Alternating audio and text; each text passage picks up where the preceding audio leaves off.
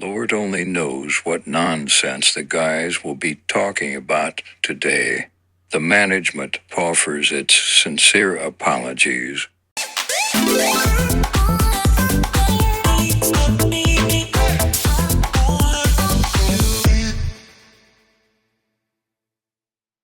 Is it on? Yeah, it's on. Yeah. No, we're okay, I think.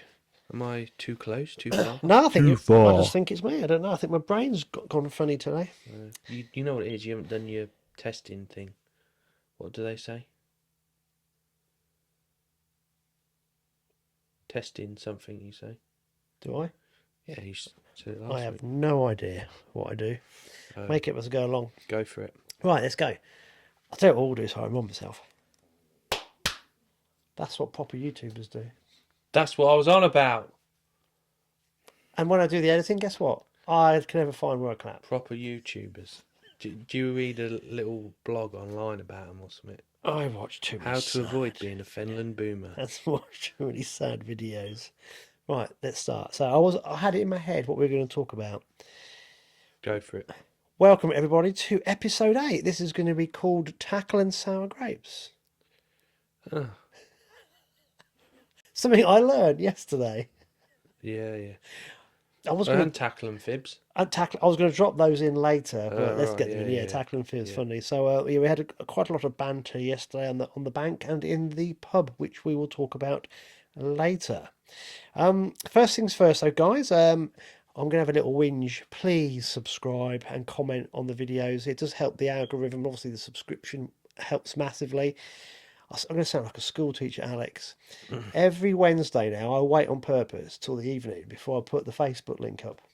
Yeah. And the views on the podcast like double or treble in an hour because too many people are still using the Facebook link to watch it.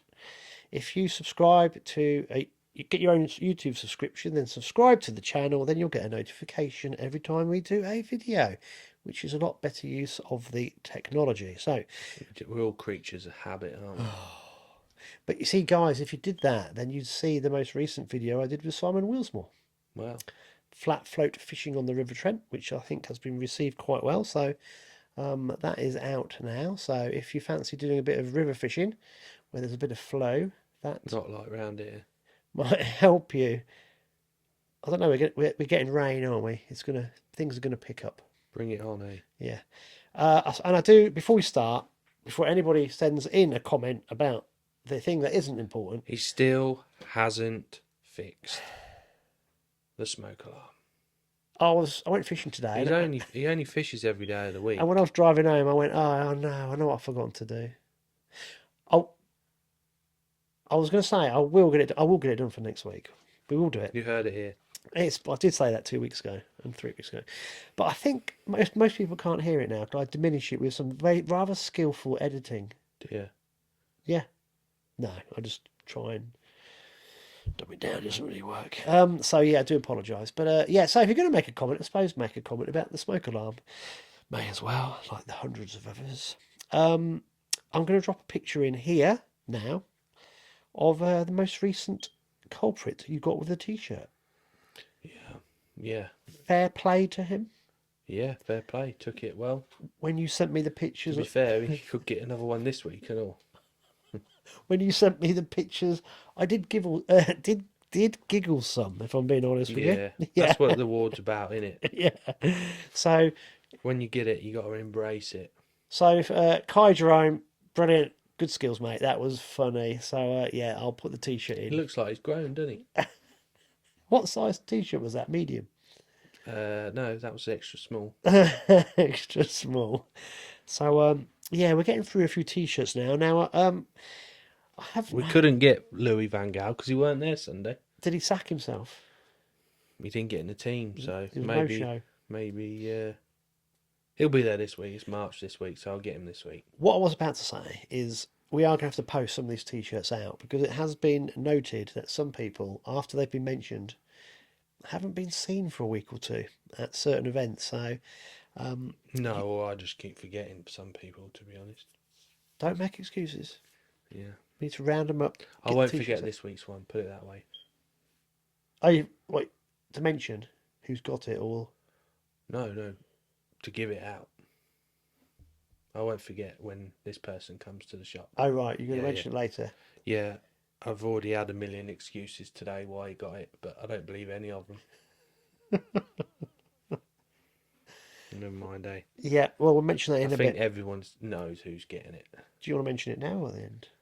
Nah, we'll do it later when it comes to match results, Let's can't not we? forget, though, because we've been forgetting and having to Yeah, we'll bolt it get on. carried Yeah. away talking a load of Yeah, nonsense. yeah. What I was going to say about the match results, I've just been perusing, and something's happening locally. There's a lot of fish coming out. It's good. Mm.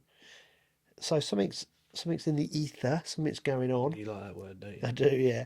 And I've got I've got some notes. I've actually made notes for this episode. I've actually done a bit of prep. You've done that, but couldn't change the smoke.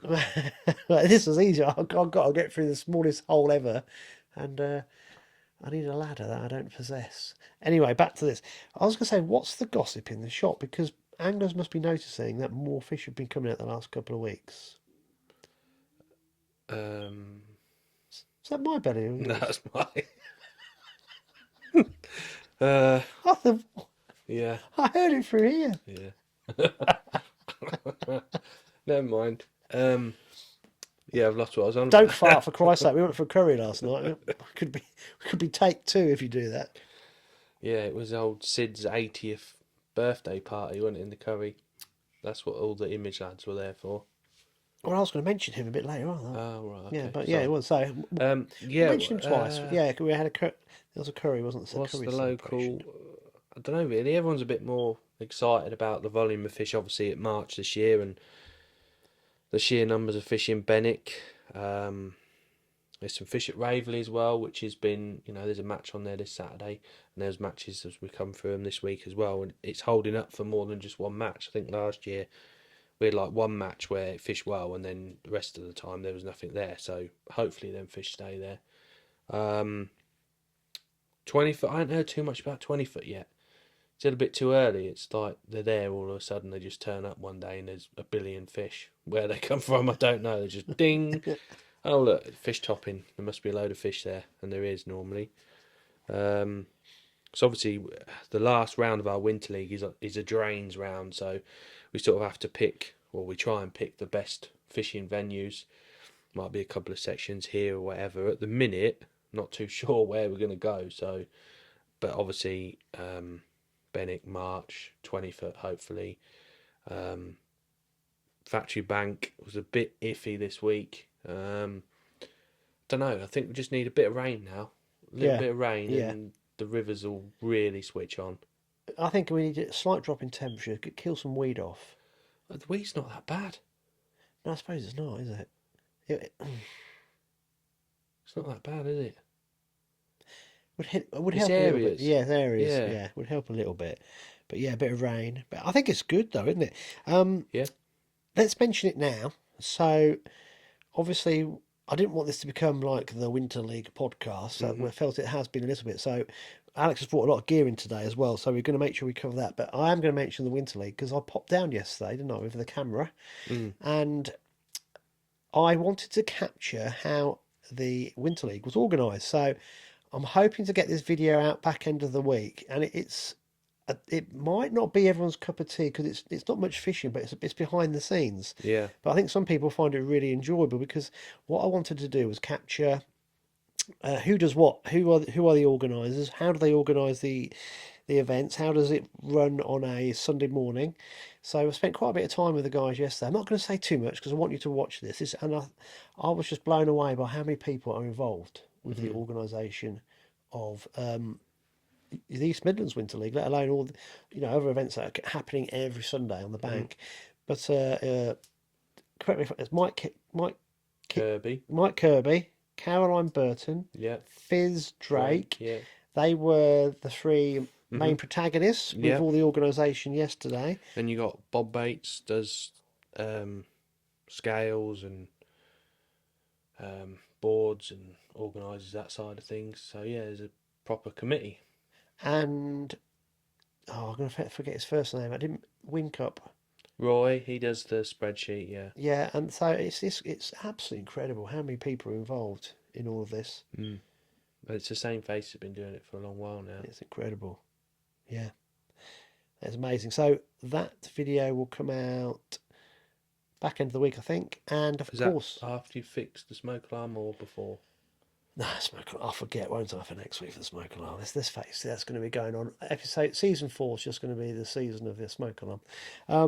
And yesterday was the Alan Lemon Memorial It was, as yeah. well. So It's sort of a memorial match, not just for jockey, but you know, Tim Nash has passed away. You know, we've had Spriggy passed away, Mick the Whip, quite a few. So yeah, it's a bit of a memorial match for each team's got their own sort of something to remember. So yeah, and John Bates was very keen to reiterate that to me yesterday as Yeah. well. Yeah, he said it's not just about Yeah. Alan, so, yeah. yeah. I mean, you know, we all fish with them for years and years, and when they're not there, you do miss them. You know, all the stories anglers like to reminisce, don't we? Back in the pub and that, and everyone, I think, every single week someone mentions one of those names in one of those stories. So yeah, Well, we were downstairs getting the stuff ready, and Paul Spriggs was round here titivating my kitchen up right. 3 years ago. Was he? Yeah, yeah. So yeah, you remember, don't you, when these Yeah. people mention these names? Yeah. So keep an eye out for that. That will come out hopefully back end of the week, and yeah, I hope I capture the essence of the day and how much effort is put into this, because I was, having never met these people before, I had a really enjoyable day, sort of first thing in the morning and the evening, spending my time with them and just trying to capture what they were doing. It was quite awe-inspiring, really. And there's lots of, I keep saying this every every season of the podcast, there's angling clubs up and down the country have all these unsung heroes that constantly put all this hard work in. It's amazing. And of course, when I was there, I saw Fizz Drake give this gentleman a bottle of Plonk for his birthday. She said he was 80. Yeah. And I looked at this guy and went, he's not 80. Looks like you're younger, and that's Sid. Yeah. So, Matrix Sid. still fishing at 80. Absolutely fantastic. We call him Wally with a brolly. He sits behind Pete Vasey like that with his brolly up like this in all the weather right at the top of the bank. He loves it. I sat next to Pete in one of the Winter League rounds, last Winter League round last year, and he's just a character. Do you know what I mean? His phone, it's like hotline. Do you know what I mean? It's like ring, ring, ring. What day, mate? Yeah. All right, yeah. Gary's catching, yeah. And I'm sat here fishing, and I know exactly what all of them are catching, who's done what, who's coming where in his section. And, yeah, he's a real character. I have never met him before. He was lovely. And Yeah. I sat there listening. That's where they're tackling. So he goes, who's got what? What about tackling fibs? And I went, oh, that's funny. Because he said, did tackling fibs reckon they've won 5 sections? And I was like, nah. No, they've won 4. Like, oh no, giving it away. Yeah. Right, but no, that was great. And of course, we went for a curry, didn't we, Whittlesea? Yeah. And then, so it was the Essex took over, didn't they? yeah. There were too many Spurs fans there for my Yeah, liking. there was a few of them, weren't there? Yeah. I'm going to get the team wrong. That was Team Matrix Image. Matrix Image, yeah. So that was good, wasn't it? Because they piled in to have a curry for Sid's 80th, so that was good fun as well. And I'm going to say hello also to Paul Wright. Met Paul yesterday on the bank as I was just walking, trying not to skyline too many anglers, walking along the what I would call the windmill section. What was that? The Willows. What section was Well, that? that's the allotments. That's Jay. J section yesterday. They were smashing a lot of fish out there. And Paul, so I thought I'd say hello because he had some very lovely words to say about the podcast, which is great. And that's, for me, one of the nice things about doing this is that obviously I know some of the match anglers from a long time ago, getting to know some newer faces for me over the last 2 or 3 years. And it's great when somebody you don't know just comes up and talks to you about the podcast, or the Willsmore videos, or even the lure fishing videos. So anything that we're getting out on YouTube, it's really nice that people just come and say hello. And last night when I was doing the final bit of the recording, there was a guy sat in the pub, looking very smart with his waistcoat on. And I see you talking to him. yeah, he just come up and he's been watching some of the lure videos. Oh, right. Yeah, so the whole point of doing this channel is to try and grow the community of angling. Yeah, That is the main focus, and I think we can say we're starting to get there. hopefully. Yeah, it's good. Just got to get all the local residents in March and Benwick and everyone to realise that fishermen are actually all right and they're not just a load of smelly fishermen. I think a lot of I don't. They must know. Who was I talking to yesterday? I was just saying about how much money these. Well, yeah, but don't know what us anglers have. Whether I don't know what we do so wrong, sat there on the side of a riverbank. I really don't. So, where does this come from? Oh, just in general, I think this time of year, anglers get tarnished with the same. Oh, all the anglers are here again. Oh, well, one or two residents, locals. Yeah, Yeah. I mean, I will say, if you're parking in early mornings, you got to be quiet and sensible and stuff like that. But at the end of the day, we were fishing the river long before their houses were built there. Yeah, I just think. I think we're such a tiny island with such a little bit of space. Everybody wants to have their own castle, don't they?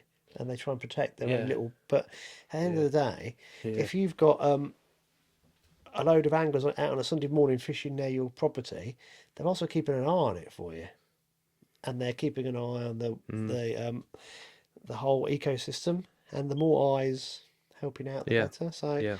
yeah, it's a bit of a strange one that, but I think generally, I think it's well received. It's got to be the amount of revenue it must bring in locally. Yeah, but they don't see that. They just see a load of blokes on the side of a river. Yeah, but you wouldn't get most of them. Obviously, not everybody, because we get, but most people To be are so to well. be so to be fair, polite. some anglers don't do us any favours. It only takes one. I mean, I had a walk along the river today, and behind the swimming pool, just before near the bandstand, there was a pile of ground bait right at the top near the path. I mean, why would you leave all that ground bait there? A dog, you think how many dog walkers and stuff are walking past? Not only that, the rats. Oh, fishermen encourage the rats, which doing that does. But right next to the path at the top of the bank. That's just a bit stupid. It's brain dead, isn't it? Yeah. That brings me on to a question I was going to ask Alex. Now, Alex won't thank me for this. You'll see why in a minute. But I was thinking as I was driving home in the fog that fishing's getting a bit expensive. Now, obviously, you have your whole livelihood is the tackle trade. You want to sell bits and bobs, but also we need to kind of like give the general angler a little bit of tips about how to actually afford to go fishing next week once they've been this week, because everything in life is getting very expensive. So this angler that has left ground bait at the top of the bank, I would have taken it home in a bag and frozen it. Where are you from? Up north? Just, What's your name? John Taylor? but that's what I would have done. Does it? Yeah. Is that detrimental Yeah, to the well, mix, or? it depends what you're trying to do with it, doesn't it? A lot of people do like in a frozen ground bait. There's less activity, catches a bigger fish. No, I was thinking just so if when I go pre-baiting for bream in the summer, I will take home whatever I've got left and freeze it and use it the next Yeah. time. I mean, am I doing the wrong thing, or is it? Not really, no. No, I mean, you can always do that, but, come and buy fresh off the tackle shop. By all means. That's what. Buy fresh bait. Well, it's like maggots. So I'm so tight. If I have a load of maggots and I don't use them, I freeze them down. Yeah. Well, that's the beauty about dead maggots in it. Years ago, shops were all worried about having excess of maggots. Well, if you got any left, you just clean them off, put them in the freezer, Yeah. and they come good when people want a load of dead maggots. But there's lots of ways of treating your bait and stuff like that, isn't there? I mean, obviously this time of year in this area with squats and stuff, they're hard to keep. If you keep them in sand, they get too hot. There's one person I know who's an expert, but sorry, I've put in. Oh, sorry. If you keep them in peat, sometimes the peat will kill them. After a while, they just die. So yeah, I mean, obviously our squats, we try and give him sort of a peat, but not too acidic, because I think if it's too acidic, it kills the squats because they eat it. No doubt about it. You change it to peat, and right, yeah. they do eat it. They're softer. Liam Darlow, the squat. He knows all about it. Yeah. I said to him yesterday, I said, where's your squats? He went, oh, they're hiding today. Not allowed out. Oh, you see him on Sunday, did you? Yeah. Bung old Darla. Oh, I was your crap. Well, it was him and John Bates next to each other. So Yeah. as I walked past, they both were into fish, and I thought, crikey. And so I didn't want to disturb them. So when the match finished, had a quick chat with them, and I said to Liam, I said, what have you got then? He looked at me and went, oh, 29. £29. Yeah. So I said, can you do a bit for the? So I got him and John just Yeah, for the yeah. for the. Oh, what? Liam actually got near you? No, I had to walk down to him. Oh, I was Yeah, gonna yeah, yeah. say, Yeah. yeah, yeah. He was like halfway out in the middle of the river. But so as soon as I pressed record on the camera, I said, so what have you got then, Liam? He went, oh, about 28. I said, you just told me you had 29, Yeah. you guys. And then Batesy next door, I said, John, what have you got? He goes, oh, I've got about 16. I think, oh, bloody hell, these match They were anglers. quite accurate then. I don't know what they had. John had 18, I think, and Liam had 34. So I Liam knew, was a I bit knew they were under. going to say they were under, yeah. Yeah, but it's one of them, innit? But it's for their faces, they're grinning. I thought, I know that. Because they don't want to overestimate. No. It's like the biggest sin in match fishing. Yeah. If you overestimate what you've got, it's like, do you know what I Yeah, mean? you look It stupid, is. yeah. It is the biggest thing. Whatever you do, But don't the overestimate grins what on their you've got. faces when I asked them, it was really funny. Yeah. It was good. Yeah. Yeah. Okay. So, because going back to what I was talking about, conserving a bit of money, I've always done this. So, mind you, I only went dead baiting twice last year. I might do a bit more this year if it gets colder. So, whenever I go piking with dead baits, if I think the bait's a bit washed out, I take it home still.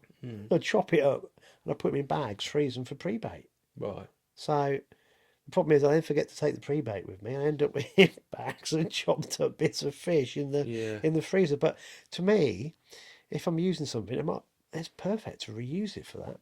Yeah. It's only going to be slung in. So yeah, the point I was trying to make is that it's just got a thing. Life is just I getting don't think expensive. bait is like live bait is actually that expensive, really. When you think about what actual effort goes into live bait. No, but imagine you've had to drive to a shop, get all your stuff. What I was thinking, what I was thinking in my What head. is expensive is like nicky nacky bits. That's Yeah. what's expensive. But what I was that thinking you of- lose all the time. Then the next week just wanted to go fishing, thinking I've got to drive back to a tackle shop, and I'm thinking, Yeah. well, if you preserved a bit of bait and you got into the habit of just looking after stuff, Yeah. You- Some you- people do it really well because they just don't feed anything. It always amazes me how you can have 5 anglers and all of them, one person feeds, like you go to Ireland and one person will feed 6 pints of casters and catch 15 kilo. And the next bloke will feed 3 pints of casters and catch 14 kilo. Then the next bloke will catch 16 kilo and he's fed 2 pints. Yeah. And it's like, how have you not fed anything? It's weird. Each angler, some are really aggressive and some are really negative, Yeah, but they yeah. still get good results, don't they? I mean, it's different if I'm talking about match anglers who need fresh bait every time they go for a match. It's completely different. But I was just thinking, I think fresh bait is always key. Yeah. If in anything, if your bait's better than anyone else's or as fresh as possible, one, in your mind, you know that someone's not got better bait than you, if you know what I mean, and two, you're confident because of it.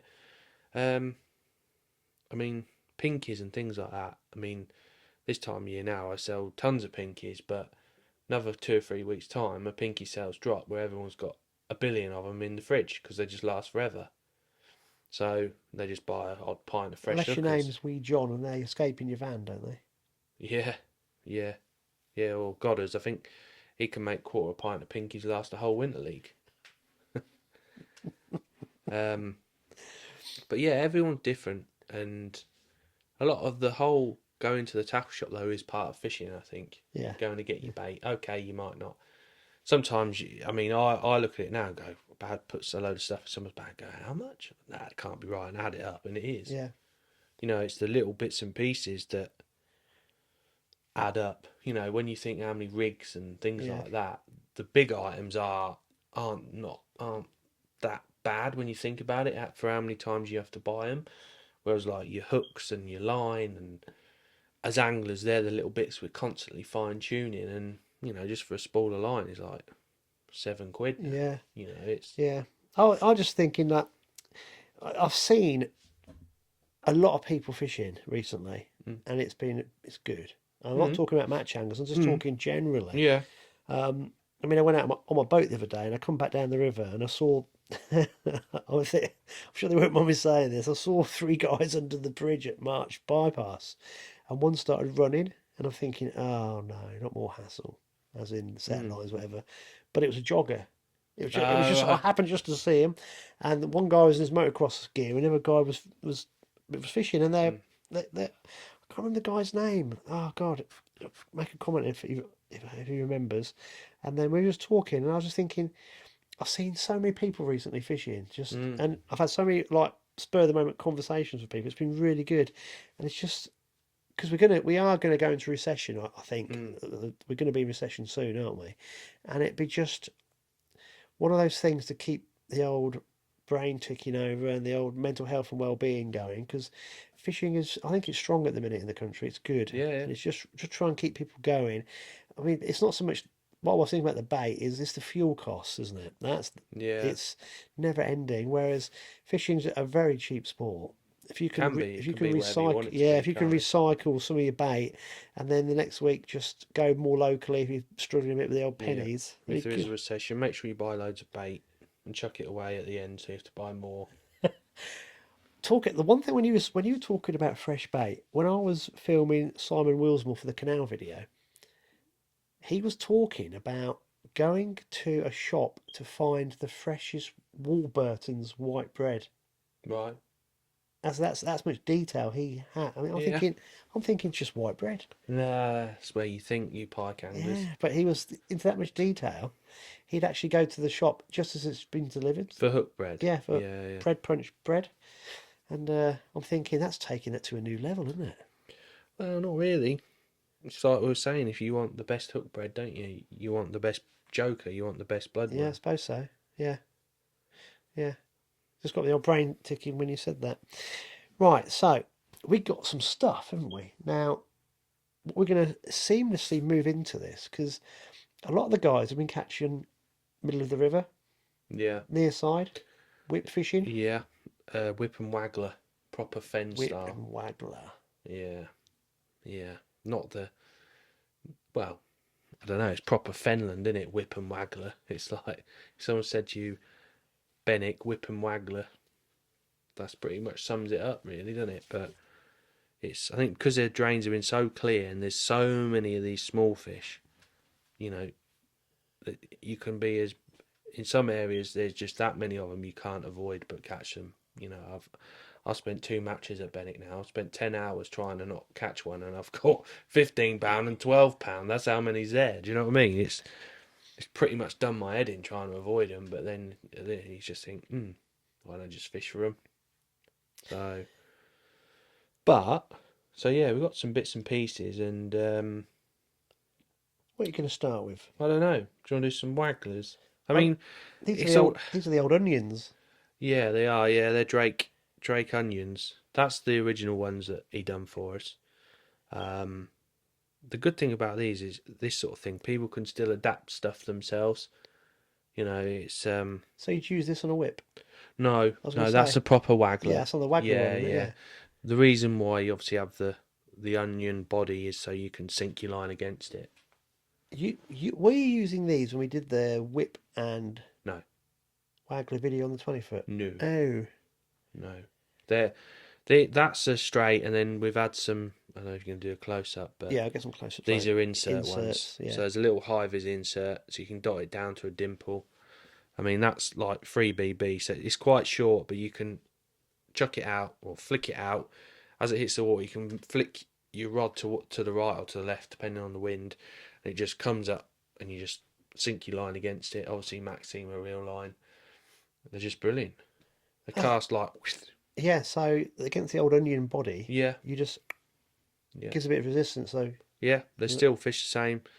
I've made some myself where I've just cut that off and put an even finer insert in. But to be honest, I don't. I think sometimes you see a bit too much. But yeah, they're the onions from Drake. I they're mean, nice colour as well. they're Aren't handmade as well. Yeah, they're just. I don't know. A float I've we will been get these using on the quite. website, mate. Thinking about Yeah, yeah. Well, Graham's yeah. stuff as Them. well. And then obviously Graham. Well, I think we'll have a word with Graham to perhaps do a podcast with us. And I mean, I sell a lot of these in the shop, the G Wags, which are well, they do the job. From 2BB up to sort of 4BB. They're nice, they're a bit nichey, no one really does them. That's what Obviously, you were sell the using. Drake ones as well. You were using that on the Waggler, weren't you? No, I think I might have one of these on the Waggler, actually. I asked you that and you said no. No, you said I thought you meant on the Whip. Oh, I did. No, you did, yeah. Yeah. No, Well, I had this getting on the old. Waggler, Yeah. and Well, I that's had what- one of alright. these on the Whip, but yeah, so with a selection of Wagglers, I know these have been around for a little while, but those particular onions are a bit like Maxime or Old Dinosaur, but do the job. Some people even drill these out and or put a bullet over there so they're semi-loaded. There's loads of different ways of doing it, but I just have the old rubbers and too small. The new Drennan they do like a little round bullet and just lock it in. It's just because you change the depth so regularly, you're not got to worry about your line damaging, especially when using £1.5 or £2 Maxima and you're in and out catching 200 fish on a Waggler. You want to be able to just quickly do that and Yeah. move, change your depth really quickly. So yeah, that's how I set it up anyway. That is dumpy. So would you use that on a Waggler? Yeah, Waggler. yeah. You've chuck him right tight over places like Benwick and that. Especially this round, the fish are really tight and it's gin clear. It's amazing, really, how tight you catch them over. And if you perhaps use something like this, you chuck it in and time it's come back, Right, yeah. it's too far away. Would you clip up? Oh, 100%. Yeah. So, Well, you need to clip up so your line's tight. yeah. Otherwise, you get a horrible bow in your Yeah. line. And hit it quite hard. Within reason. Yeah. Sometimes you can float it in, and some people you see them, their back. I mean, everyone has their own styles, Yeah. don't they? I'm not as aggressive as that when I cast, but I like the old side cast, to be honest. Gets underneath the wind. Plus,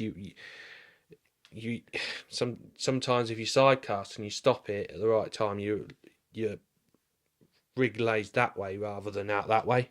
Yes, and get it parallel to Do you the know what I bank. mean? Yeah. So you can sort of flick it so the rig comes in this way Yeah. rather than always in this way, if Yeah. that makes sense. Well, But if it's that's me again. parachuting behind the float, shooting it behind the float, as you would do normally Whip when fishing, yeah. when you Waggler fish, when you stop the line, Yeah. you're not getting as tight to the bank as you could do. Now that makes sense. I like those. Yeah. Right, are you going to show a few secrets? Well, they're not secrets. So this is what years ago, when I fished with Mark 1, they said, oh, I'll show you the Skinner rig. And I was like, Skinner rig, what's this all about? And they said, oh, Derek Skinner used to tear March apart, blah, blah, blah, blah, blah. Anyway, it turns out that this rig is probably more a Mark 1 rig than it is a Derek Skinner rig. I think Derek does it totally different to this. But the reason this works is when it's really windy. Just move back a tad. Sorry, Yeah. when it's really windy, you'd like to fish like a normal like whip waggler type thing, but it just too much. Do you know what I mean? It just goes through your peg too much. It's not stable. So what they come up with originally was a Tubatini sticks. So this is a wire stem float, sort of a cigar-y sort of shape. Are these quite an old style float then? They've been around for years. Have they? Yeah. So originally what we did to try and fish them bottom end only, like a waggler, all right? So you look at these and you think, what an absolute bag of shit. That is so wrong, it's unbelievable. When it's right, it is so right, it's unbelievable. Just for a simple fact that you can set it up however you want it, but the key thing, the hardest thing is trying to get this onto your line. So originally, what they used to do, used to slide a bit of silicone down the stem and then bend the wire over to make like an eye, and then slide the silicone back up so you've got an eye. Yeah. All right. So that's how I originally done it. That's how everyone sort of was doing it. And then there was only Mark How 1 many times doing did it. you mess up the bottom and? Well, you need a decent pair of pliers. And the other thing with that is that was permanently on your rig, so you always had this Yes. float always bending, Yeah. and every year you'd get through them like anything. And I first put it in, and I put it in, and it sort of went bloop, and then sort of went down. And fished and it went under. Like, how's that going under? It just does. It just goes under. And I think because what happens is it's sort of, because it's weighted here, whereas with a unweighted waggler, the waggler wants to go in. This sort of holds in the water so that everything falls on a tighter line. So yeah, we call them Skinner rigs because that's what they were called. But they're more not because of Derek Skinner, but to combat the Skim rigs. skim. Because obviously, Gotcha. Yeah. like Sunday, 1 minute there's a nice ripple, and then next minute there's no ripple, but there's a horrible skim on it. Yeah.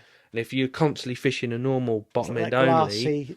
yeah, Yeah. you're sort of constantly mending your line and moving your float. Whereas this just goes in. What you do is you put it in, so it goes in like a bag of spanners, right? And then as it's settling, you sort of do that, so you've got the line under the water, and then just as it's cocking, you give it another dink, and that everything just sits nice. And you'll find that this picks up the tow 10 times better than anything else. The wind could be howling through that way, but that'll pick up any natural tow. Unbelievable. Do you think it's because of the strange body shape? I think it's because it's wire. Oh, right. You know, So- on a normal whip waggler, plus it's thinner. You think that's a gram float yeah. for a start. They're really sensitive as well, really, because that's a fibre bristle.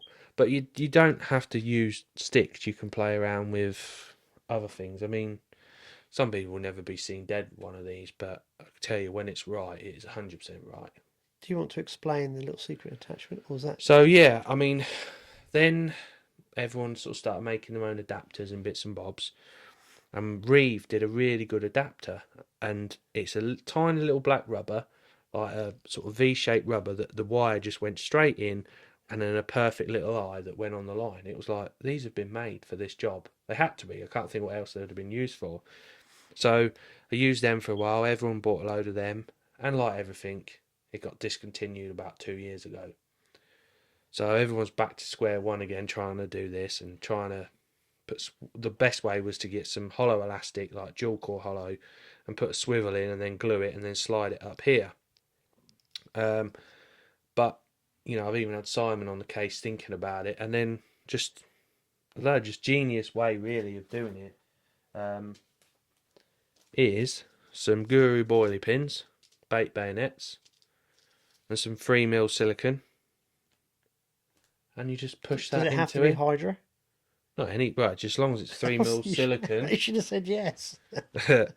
3mm silicone that fits in perfectly, and now you've got the perfect attachment with the perfect eye. Obviously, you want to leave a little gap there so the float can do what it wants. You don't want it too stiff, as that's when you get tangles. But basically, it's like a waggler. Oh, but yeah. So that's the way to do it. And you heard it here first. Yeah, Yeah. but obviously we spoke. Derek Skinner has his own original rigs, and we And we keep going on about still this. intend to get Derek Yeah. on. And I do apologise, Derek, because I don't know, Alex, I don't know, the weeks ago, I don't get enough time to fix the smoke alarm, let No, alone. you're always fishing, aren't you? Not as much as I should be. Yeah. Yeah. That's a good tip. I like little tips like that. Mm-hmm. Cool. Okay, right. So we've spoken about the floats and how to attach one in particular. Yeah. Now, Alex has a ridiculous number of whips. Well, wouldn't be right living in the fens if you didn't. I mean, I'm not a whip advocate, right? I'm not.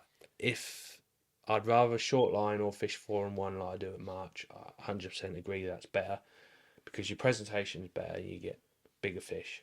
But there's times when the whip is dead right, and when you got to catch 5-6 micro fish a minute, the whip.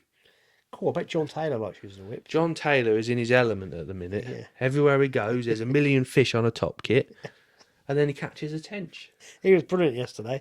Yeah. So John, because he was drawing for Mark 1Y. Yeah. I said, "Can I film?" He went, "Yes." And then he was playing up to the camera a bit. Oh, he was absolutely brilliant. It was good fun. Yeah.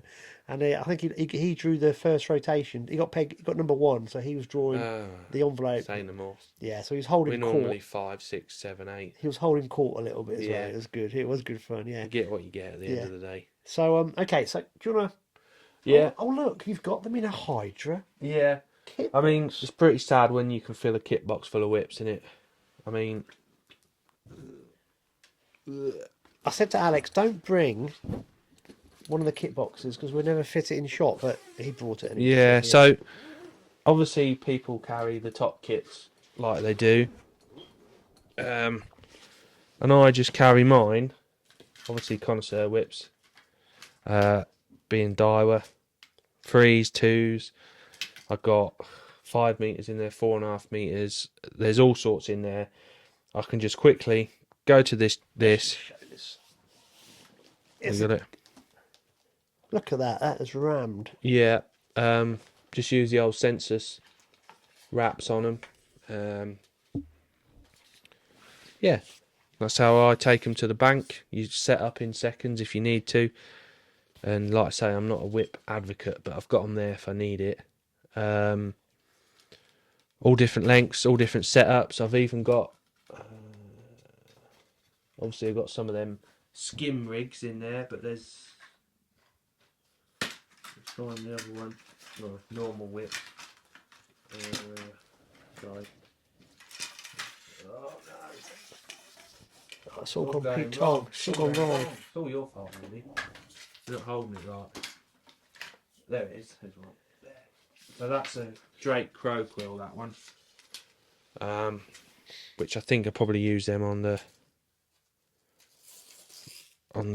20-foot last time we did that little video, which is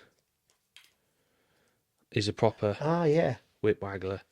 Oh, Now that's I nice, like mate. these on a fishing shallow. I don't think they're very good when you're fishing with more down low, but when you're fishing shallow, That's sensitive. it is. It Yeah. is. It's a little bit slower than fishing, but it beats that. When you've got not horrible skim and you're fishing in that surface layer, it's and that's on Maxima as well. That is. See the old brown? Yeah. So yeah, I've got them all there. You never know. Oh dear. Oh dear. Oh dear. Now I'm touching his leg. That ain't good. Mr. Kennedy, eh? Yeah.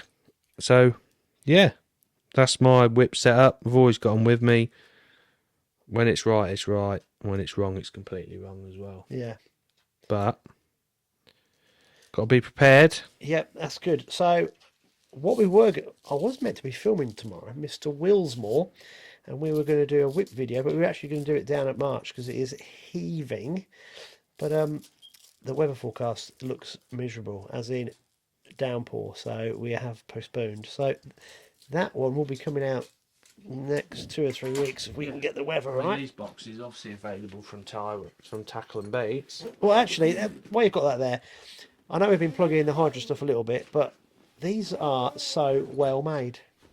Yeah, I mean, obviously I use the connoisseur whips, which quite a stiff, fast whip. There's 1,000,001 whips available. Obviously Simon does the Hydra Queen. These have been popular.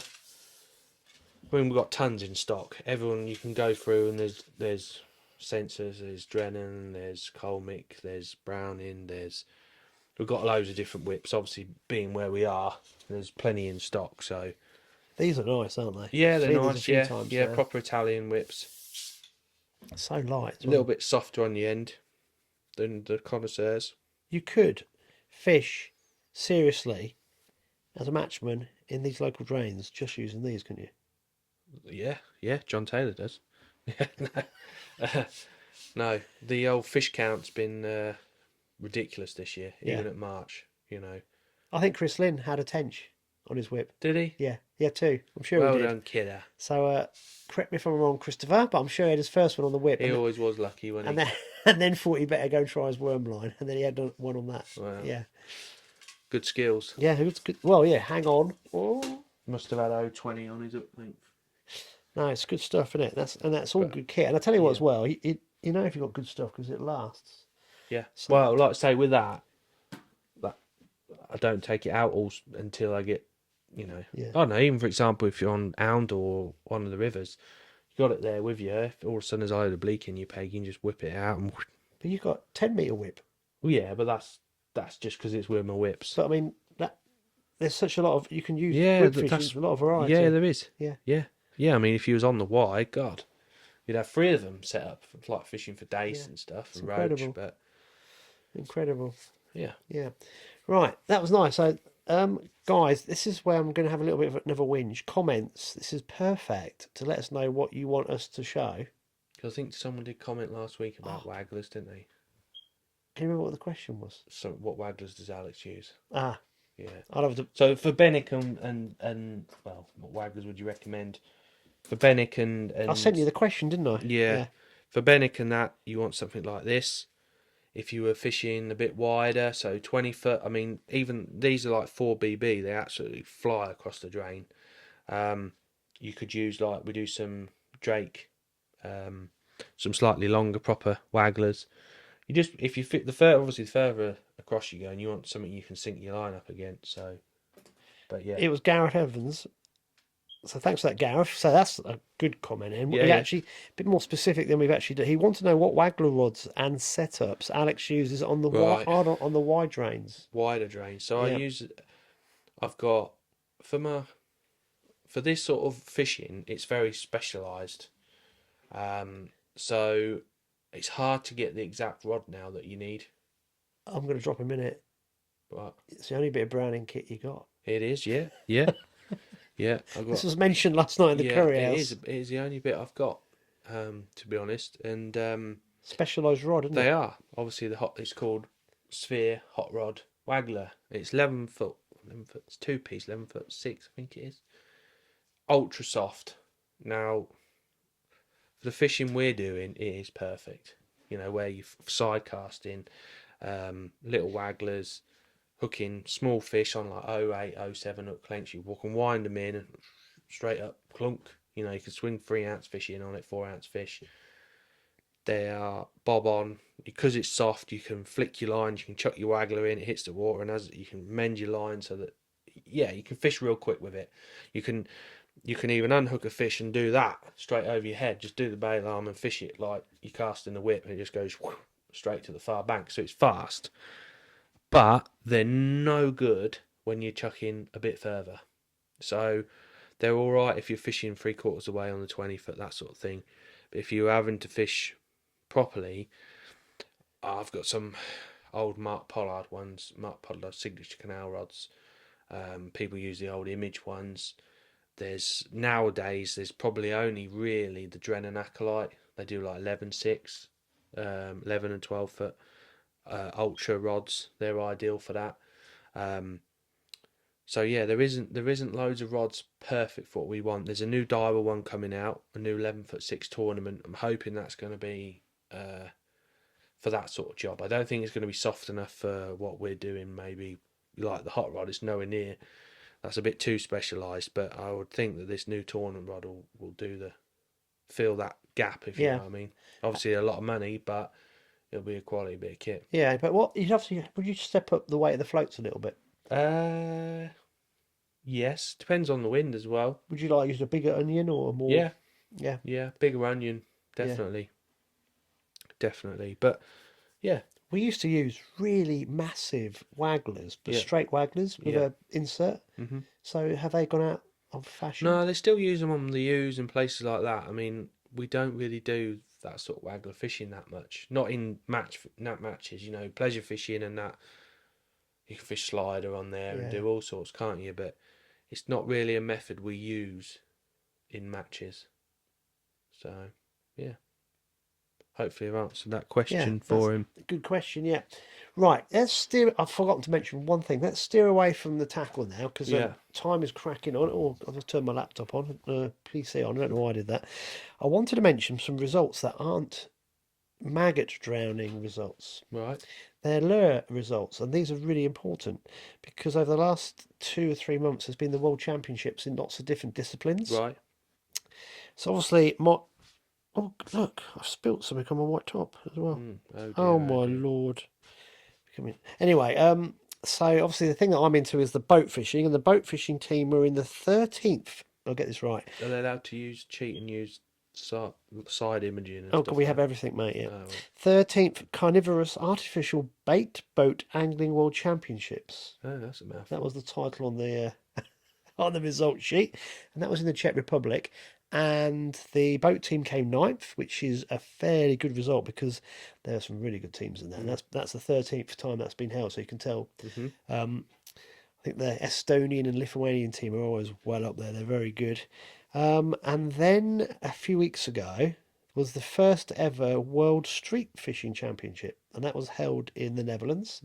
And the English team came fourth. Awesome. So that was a good result. And this week just gone was the first ever Kayak Predator Fishing World Championships, and the England team came first. Awesome. They did really well. So Mike Maguire, no Mike, he's a lovely guy, absolutely smashed it and won the individual as well. So Where was that, sorry? that was in Portugal, that one. Portugal. Yeah. And they've done really well because it's cost these anglers an arm and a leg because they're self-funding. There's no sponsorship involved whatsoever. And they have spent a lot of time travelling around practicing, and they've done really well. So I don't know if they watch this podcast. If you do, guys, brilliant. That's great results. But I just wanted to mention that because I thought it was there's some, it just needs highlighting of how well they have done. So we're doing really well because I think the match team, did they win the most recent one? No. Oh, The feeder team club got silver. did they? Yeah, they did mega. The vets won, didn't But- they? Did they? Didn't they? No, I don't think so. Oh, I think they might have got a medal, a bronze or whatever. But I think obviously the European Championships, England won in Portugal in Carouge. Been there. It's hot. It's like a big sand pit. Yeah. So yeah. I mean, we're always thereabouts in most things, aren't we? yeah. But lure fishing, we're normally not because it's We don't do it, do we? no, and some of these European teams are really, really good, but we're getting there slowly but surely. But like I said, the first in the kayak and fourth in the street fishing is an awesome result, which is good. Yeah. Right, and that brings us on nicely to other results. Oh, well, you might as well get your results out. Then. Shall I Start up north? swing straight into the Northerners? Go for it. Hey, where's my drink? I have a drink. They have had some fantastic results over the last week. So Derek sent me, if I remember to put the board on for this one, I will. He sent me a picture of the board from last Wednesday, and they were on steeping, and this was Wednesday the 9th. These weights are really impressive. Not necessarily for top, but how consistent it was. So in first place was Wayne Easter with £18.11. Well done, Wayne. Don Green was second with £17.11. Steve Nurse, £16.2 was in third. Stevie Richardson, 15.13 was in fourth. Dave Ashmore was fifth with £15. Sixth was Dave Dean with £12 1 ounces. The section winners were Stevie Richardson, Dave Dean and Dave Ashmore. And Derek wrote to me and said the river fished its head off today. There were a total of 220 pounds of fish caught by the 15 anglers, which is incredible, isn't it? Double figures wasn't even enough to win a section. Wayne's catch was mainly small fish, a mixture of roach and perch, and Don included 2 tench in his catch. Steve and Stevie had a tench each.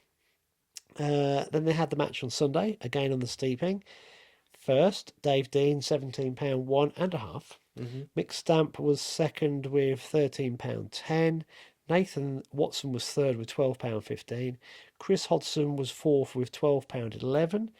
Ian Brodie was fifth with £11.3, and Derek himself was sixth with £10.14. The section winners were Ian Brodie, Bob Smith, and Mac McLaughlin. And section 4 was won by Derek. So Derek goes on to say the river fished pretty well again, with fish all the way through. Dave included a couple of smallish pound tench in his catch, which is rare, isn't it? The rumour was that they were £6 each, but they were only a pound. So obviously a bit of banter flying there. And Mick had a mixed catch of smaller fish similar to the catch on Wednesday. Now, let me get this bit right. The next match is the 16th of November, which is when this comes out. So obviously we can't Yeah. get people involved with that. But they have a match every Wednesday, don't They they? do, but uh, Derek will not be running the matches on Sunday the 20th or Wednesday the 23rd. Ian Brody will be running the one on the 20th. So, guys, you need to contact Ian Brody if you want to fish on the Sunday. And as of yet, no one has come forward to run Wednesday week. So, obviously, you guys are going to have to, well, I suppose, get in touch with Derek initially about whether I'm you sure can someone will fish. sort it out, yeah. And then someone else will sort that out. But what a great set of results. That's fishing. Good fishing. Yeah, very good fishing. So, I don't think you can beat me. That's my starter. What? Those weights? Yeah. So I've got £220 there, mate, for 15 anglers. Jog on, mate. I We've got bet that in about 6 anglers in Benjamin March. Button. Yeah, March doesn't count. Oh, don't count now. Oh, don't Benjamin count. Button and his crew can't get close to that, can they? No, they can't. No. So moving this way, Holbeach are at Leeds Gate Bridge. They've been there quite a bit this year, and fish are starting to feed a little bit. Chris Newton had £9.4, ground bait and pinky. Jason Thrower £7.6, and then Roger Smith £6.12. So a few bites for them boys. Yeah, it's getting good. Keeping them going. Yeah. Moving back this way, I suppose we better do Ramsey. Ramsey were at Ramsey St Mary's Wednesday, and it fished quite patchy. Danny Needham £10.4.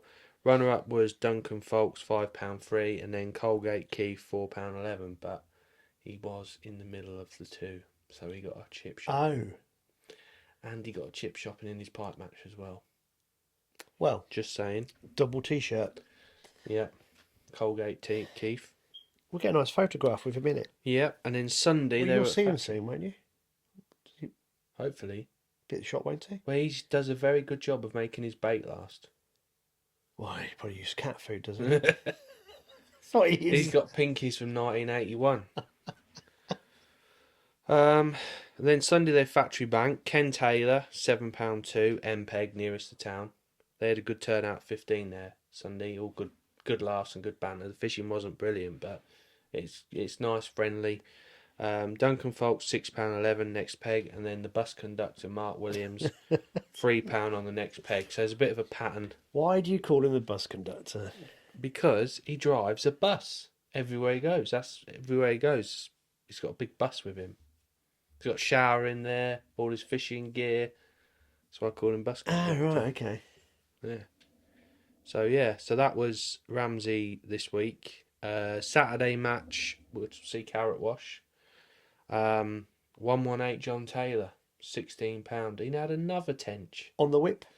Oh, got to be. Must have been, yeah. Yeah. Do you reckon £16. Does he sing to them? No. I I reckon he fishes short and just gives it that, and he just gets a bit of drip of the bait going in on his short line. I'm sure. I thought he was going to burst into song yesterday. Who, John? I think he did at one point. Yeah. Was he a music teacher? No, he was maths teacher. Was it? Remember? Oh, yeah, maths teacher.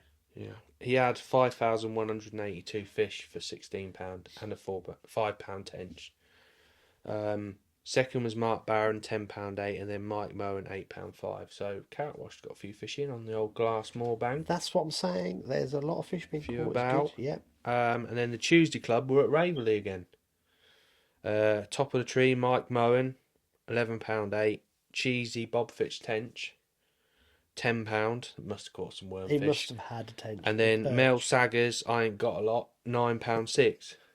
So yeah, they always say, you know, if Mel's catching because he don't talk, He's concentrating. and he's still there at the end.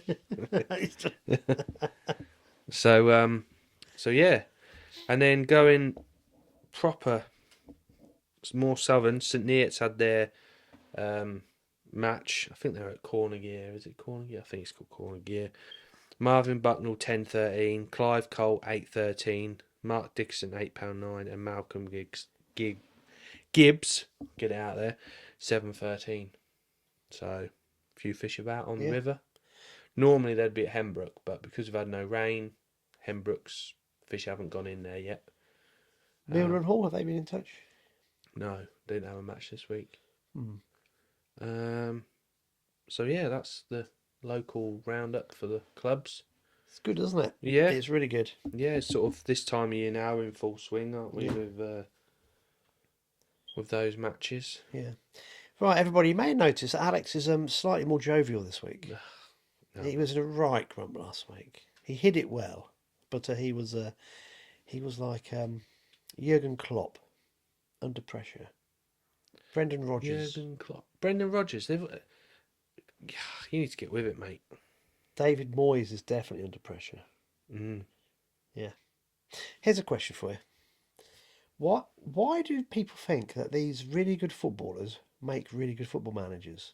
So Gerrard and Lampard were undoubtedly world-class midfielders, but doesn't necessarily make them good football managers, does it? I don't understand this. Can't a good football manager come from a background of not being a professional footballer? Yeah, Mourinho. He was a translator, wasn't he? But why are there not more? I don't get it. Probably because they don't get a chance. Just popped into my head. Yeah, yeah. I also think while that we're way. on football, first time Arsenal have been top at Christmas, isn't it?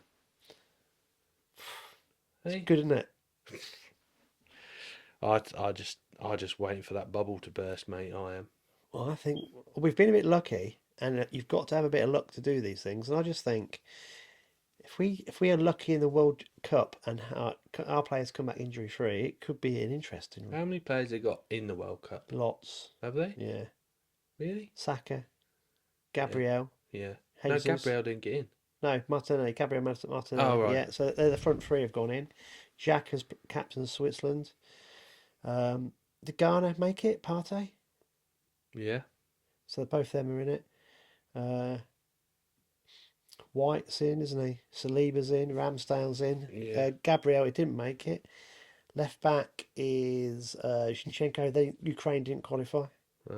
So I think that was 9 of our starting 11. So, yep. Could be in trouble.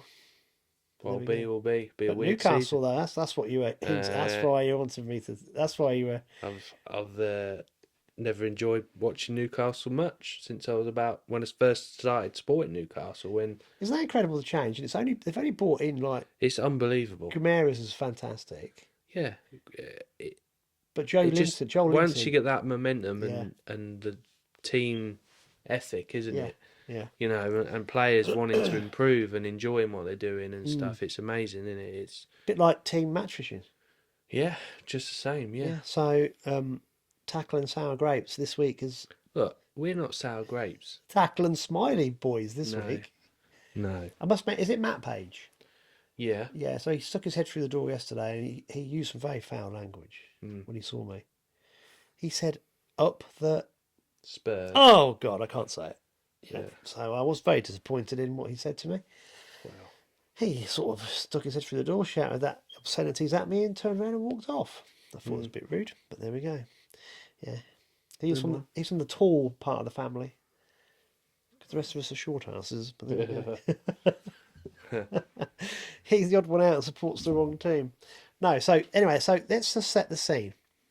So yesterday morning, I drove through the back roads, and I don't know why I did it, because Alex said to me, meet us at the 5.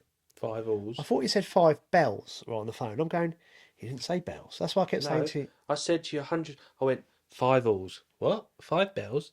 It was like I was talking to a 90-year-old. What? 5 alls. It's the only pub in Benwick. 5 bells? No, 5 alls. It's the only pub Can you in imagine, Benwick. Rob? You can't miss it. I'm listening to you. I'm There's a going, million cars in a little village in the middle of nowhere. I'm going, surely he means 5 bells. I'm sure he said 5 halls. I'm thinking, no pub's called 5 halls. And then he went 5 alls. And I'm thinking, well, don't know where I'm going.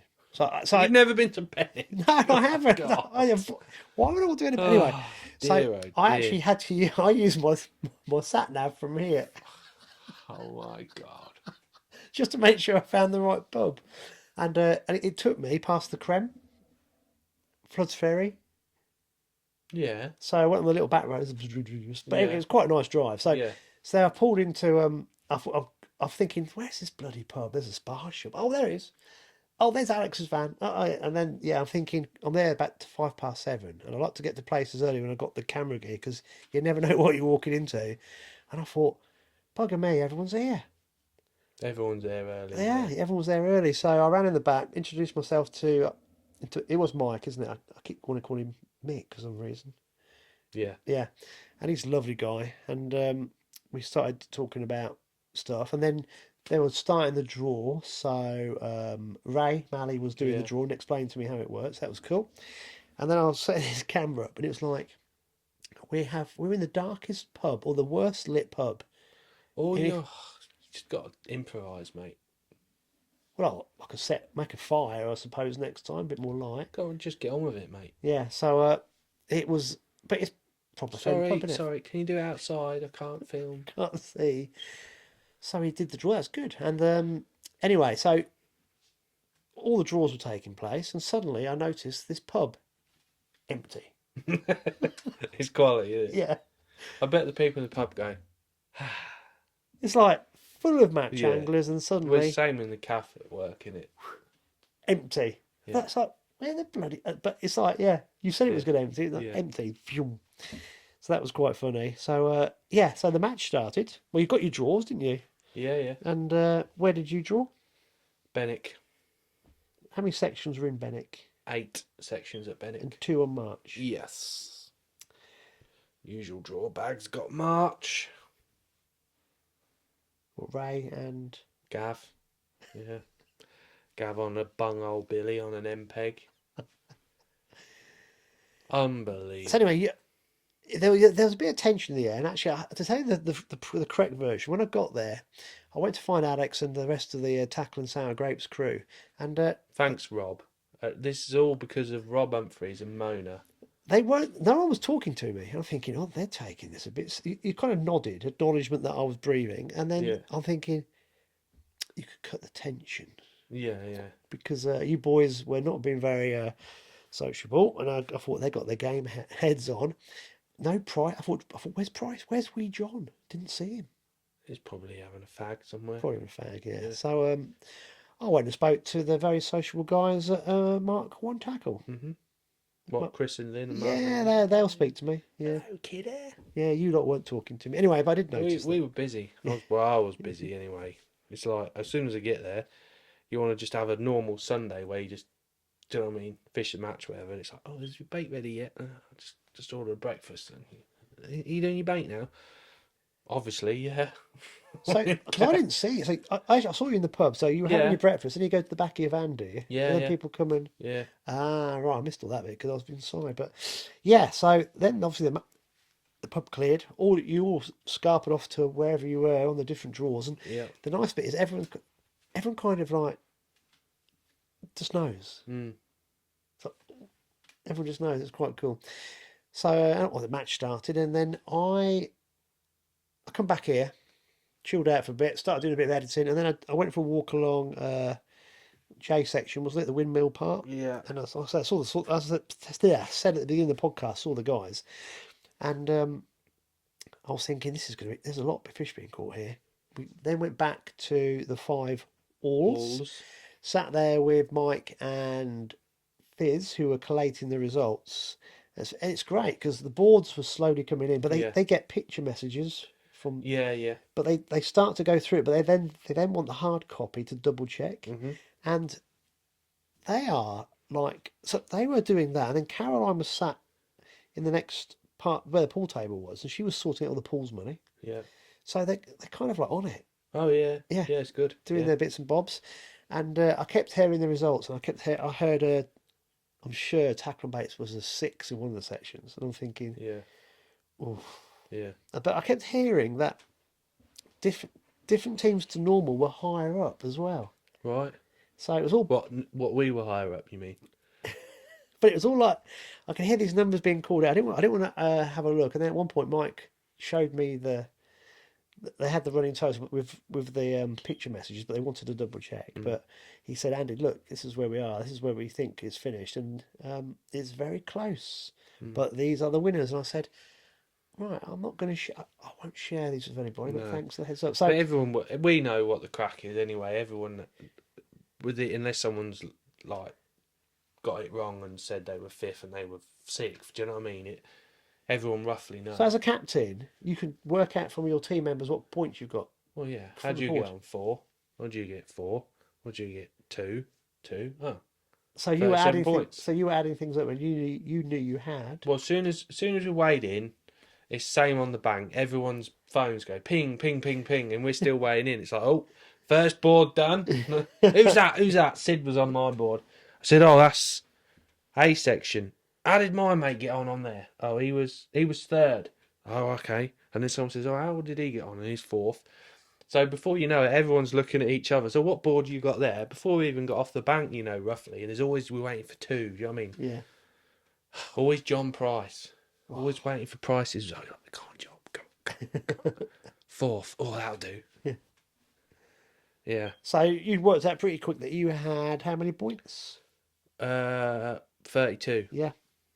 And you were joint. Equal first, yeah. So with, we had 4 section wins. who was that? Was it Matrix Image? Yeah. Yeah, 32 Yeah. each, but they only They're had the team to beat. they only had one section win, didn't Yeah, they? yeah, they had quite a few where we won. They were like seconds or thirds, which is what the league's all about. Yeah, very close. To win a round, you need to be as close to 30 points as you can get, really. Yeah. And then the rest is always tight. It always is tight. To the last round, it's always mega tight league. Always. And if you're not on it, it makes a big difference. You know, that little point here, half ounce here, there's another point there, and little things in the league. You think, oh, if you buts and maybes, do you know what I mean? But so yeah, we had the first. Obviously, the people that do well, obviously, quite eager to put their boards on, aren't they? So when people are reluctant to put something on there, you're always like, oh no, it's going to be a bad one. But we had a 7th, a 6th, and then 4 wins, a 5th, and like 3 fourths, I think. 4. Yeah. Second. We had 4 wins and a second. So I won mine. Kev Green won his. Gav won his. And who else won his? Jimmy. So yeah, we had 4 wins, a second, a couple of fourths, and a 6 and a 7. So we had 32 points. So yeah, Back in the game. back in the mix. Yeah. Yeah. Hence the curry. No, we always go for curry. Oh dear. Yeah. All right. Yeah. We'd already planned to go. Whatever happened, we were going for a curry. So Oh, I thought it was just a kind of no, a relief curry. No, A relief curry? no. So yeah, we bit more confident. The team were chasing down his Peterborough at the minute, and they had a tackle and sour grapes moment and come 5th. Like the old saying goes, never bag early. So yeah. So it's we've got 2 more rounds to go. And what I'm gonna do, I'm gonna try and make two videos, obviously one of each round. So this one I wanted to focus on what goes on behind the scenes, but there's a story developing. So I'll pop down for the last 2 just to. It's not going to be nowhere near as long, just to capture what's going on, and it'd be quite interesting just to see if it goes to the wire. I think it will, yeah. Which 3 teams qualify? Well, thank God it's 3 teams qualify. Yeah. Otherwise, we'd have been proper getting the tier catchers on, wouldn't we? Yeah. But yeah, individually wise, it fished very well. Bennett was good. I think. Do you want to run through the sections? Yeah. So A section was won by Neil Adcock. He had some attention, some big perch late for £17. Goddard was second in that section with £15. It's really weird. There's peaks and troughs of different stamp fish all the way through. Some areas you can't get your rig to the bottom. You don't even look like you're going to catch a roach. A number of areas where they're catching stamp roach and they can't catch one of these. There's none there, and it's really odd. Yeah. Really odd. Like I say, I've spent 10 hours now trying to avoid them. Caught £15 and £12. But yeah, so that was A section, and then B section was dominated by big fish. Apart from Colin, he had a mega £15 on a waggler, I think. there was like an odd tench, an odd bream, quite a few tench caught in that section. Then C section, which is the one I was in last week, them rudd weren't there, and everyone caught dumpy roach. And Jimmy won that section with 3 tench and £12 of bits for £22 or whatever. And then D section, Sir Bob won that with £18 with a tench and some bits. It was weird, like there was, in that particular section, the low numbers weren't particularly great and the high numbers are really good. Then the next section, as you're coming round from Little London into the wider bit where the boats used to be, I think Andy Wilding, who needs to learn what a tench and a bream looks like, so I know what he's getting for Christmas. I got one of them when I was about 3 years old. You were giving him a hassle last night in the curry house. He deserves it. So he had £13 something. Then Drac had £13 something. He had some tench and some bits. And I think Spooner had £11. He had a couple of tench. So yeah, there's a few big fish here and there. Then my section, the next 2 sections weren't as good, but they were pretty fair. Lots of 7s and £8. So yeah, fished all right through there. And then the last section was very peggy. Basically, the last 3 pegs, it went £15, £14, £13, £9, £8, £6, £4. Like literally, that's how it went. So that's one of the. We had a 6th in there. Josh beat either side of him, and the rest just got a different river. Yeah, not much you can do about that. Moving on to March. Obviously, March this year. I think the word's out now that there's a lot of fish in the river. They had a match in the week. Graham Welton won it with £46 a roach on the Emp in a I think, services match. Where, Jeffreys Cup. Behind the library, or No, he was on the Willows there, where the guy Danny Mason again won the match. Unbelievable, brilliant angler, drawing unbelievably well, and did he the catch 2 on him? together. I think he had a few on him, but a lot of fish on pinkies this Right, week. yeah. The hemp fish and the pinky fish are pretty much the same size, so it's just easy to fish pinkies. Yeah, it's isn't going to it? be quicker, aren't you? Catch more Yeah. perch as well, don't you? So he won the match with £37, and then squat man, The squat man, squat Yeah. boy, squat boy, squat feeder. the Liam steroid Darla. squat feeder. And then I think he had £34. Then there was John Mean. Gav was second. Drew Mpeg bung old Billy on the turning bay with a massive gap to his right. He had £29. And then I think Dave Lee had £28 on the Emp. And it was just £20 all the way through. But while we're on that, the last section of the match, so Gav had £28.9, and then Matt Barker, Andre Agassi was next peg. Oh, did he not make an appearance this week in the shop? He did, but I don't think somehow he'll be making one this week. Ah, Yeah. He had £12.8, and then Paul Borden, the other side of him, had £24. oh, So I think he's getting the full chip shop. He's getting salt, vinegar, mushy peas, curry sauce, pickled egg, pickled onion, and a bit of bread and butter with it this week. Because he's been giving it. Put it that way. Has he? Yeah, he's been coming in the shop, and I've just been taking it all in. Like quite a few people, I've been taking it in. So when the time's right, and he didn't even come back to the pub afterwards. I didn't see him yesterday. No, he's making out they had a migraine. Oh, that's double chip shop, doesn't it? We don't even face the music. Just saying, Yeah. you know. Well, we got a special T-shirt for Yeah. it. Yeah, and headband. I think he's got to wear the clown suit for that, to be honest. Definitely. Yeah. Yeah. With his sweatband. So yeah, you've been chip shop, Andre Agassi. And not just a little chip shop. That is the biggest chip chopping of the season so far. Well, Kai, look what he did. Bless him. So, Andre, you've got to step up. Something better. You got to better that. You have? Yeah. Yeah. You've got to turn it with a tennis racket or something, you know.